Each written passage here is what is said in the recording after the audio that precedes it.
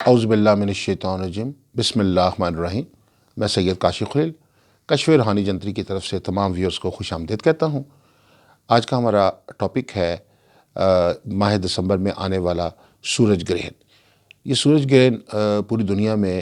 جزوی طور پہ اپنے اثرات لیے ہوئے آ رہا ہے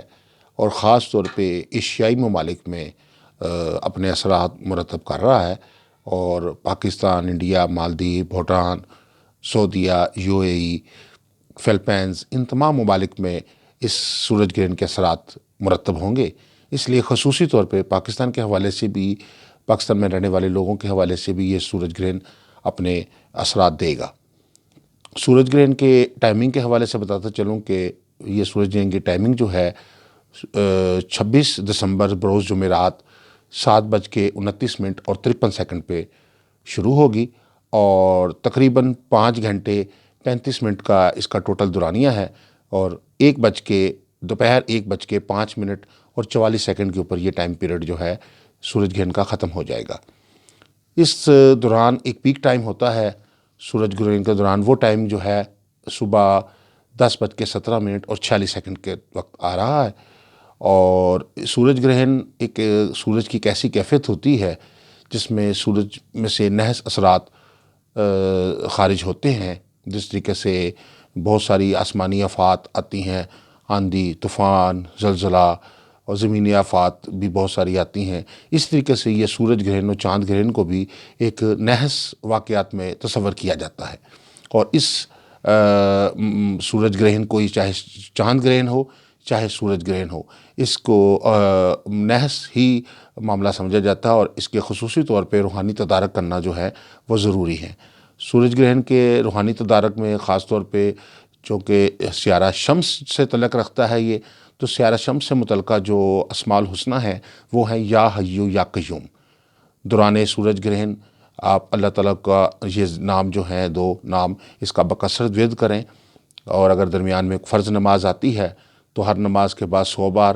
یا 313 بار اول آخر 3 دفعہ درود شریف کے ساتھ اس کا ورد کریں۔ بصورت دیگر یہ ہے کہ بکثرت یا حیو یا قیوم کا ورد کریں، کیونکہ سیارہ شمس سے متعلقہ اسماء الحسنی جو اللہ تعالیٰ کے ہیں، اس حوالے سے یہ یا حیو یا قیوم کا ورد جو ہے سب سے مناسب ترین ہے۔ اس کے علاوہ سورہ شمس،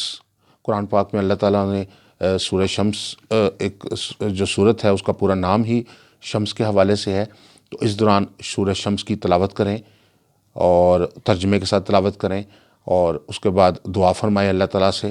اس کے علاوہ نماز ایک خصوصی طور پہ پڑھی جاتی ہے جو سورج گرہن کے نحس اثرات سے بچاؤ کے لیے ہوتی ہے۔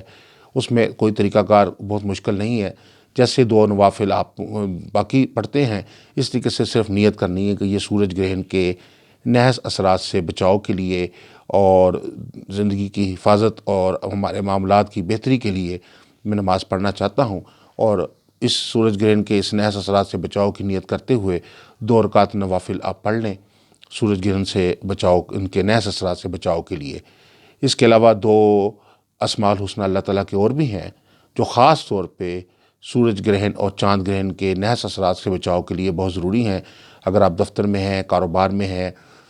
کسی بھی جگہ پہ موجود ہیں، خاص طور پہ حاملہ خواتین پہ اس کے اثرات زیادہ مرتب ہوتے ہیں، وہاں آپ زیادہ سے زیادہ یا حافظو یا حفیظو کا ورد کریں۔ یا حافظو یا حفیظو کا ورد جو ہے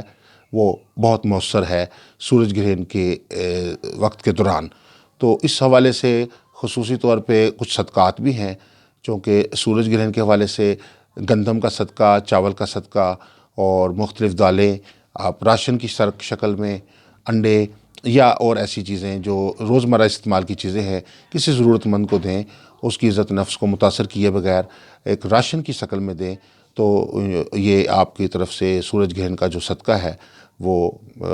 قرار پا جائے گا اور ہو جائے گا انشاءاللہ۔ اور اس کے علاوہ بہت ساری اور بھی احتیاطیں ہیں جو نیکسٹ آنے والی ویڈیوز میں آپ کو میں سورج گرہن کا جب وقت قریب آئے گا تو میں انشاءاللہ اس کے متعلق بھی آپ کو اس متعلق جو بھی ہے وہ گائیڈنس پرووائڈ کروں گا۔ تو انشاءاللہ نیکسٹ جو میری ویڈیوز آنے والی ہیں اس میں سورج گرہن کے مزید بھی جو احتیاطیں ہیں اور اس کے حوالے سے اس کے نحوست سے بچاؤ کے لیے جو روحانی تدارک ہیں اس کے متعلق بتاؤں گا۔